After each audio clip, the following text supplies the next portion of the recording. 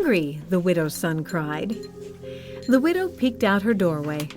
Where is Tabitha, she wondered. "Mommy, I'm cold." Her small daughter shivered. The young widow began to worry. Her husband had died, and now she barely had any money to care for her family. Kind Tabitha had promised to bring food and a new robe for her daughter. But Tabitha was not usually late. "Come with me, children. Let's visit our friend Dorcas," said the widow. Dorcas was another name for Tabitha. When the family arrived at Tabitha's house, they peered inside.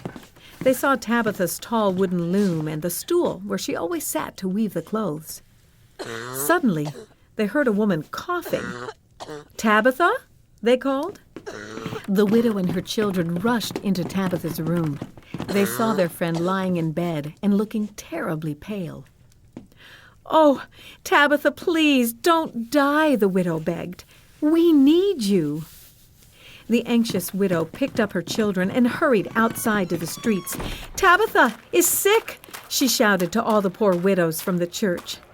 "Tabitha is sick," she cried to the other church people standing nearby. At once, the followers of Jesus came running from everywhere in the village of Joppa. They all wanted to take care of the lovely Lady Tabitha, who had always taken care of them. But how sad. Nobody could do anything to help. In just a short time, dear Tabitha was dead. "How will we live without her?"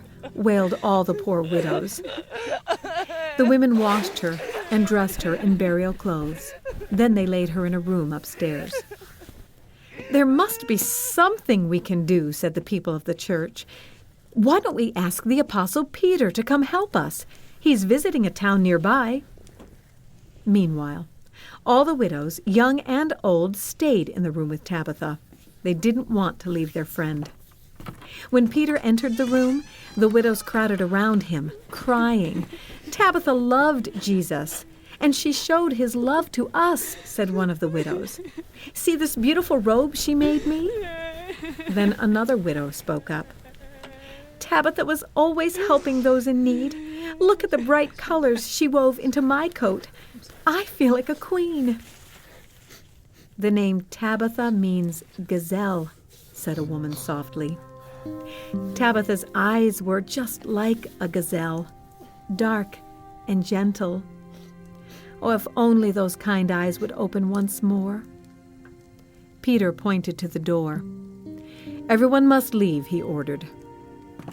As the widows turned to go, they saw Peter kneeling to pray. "I wonder what God will do," they whispered to each other. After a few moments, Peter called the widows and the other church people to the room. Beside him stood Tabitha, alive. "What a miracle!" the people shouted. The widows rushed in to hug their friend. Now, in those days, before the whole Bible was written, God gave the apostles power to do miracles so people would believe that Jesus is the Son of God. And that's just what happened. When the people of Joppa heard about this miracle, many of them believed. The church was glad to have Tabitha back, but Tabitha had work to do. She looked at the young widow who had visited her house that day. "I know a little girl who needs a robe," said Tabitha, smiling. Sparkies, here's what you can learn from Tabitha's biography. God has the power to do anything, even raise the dead.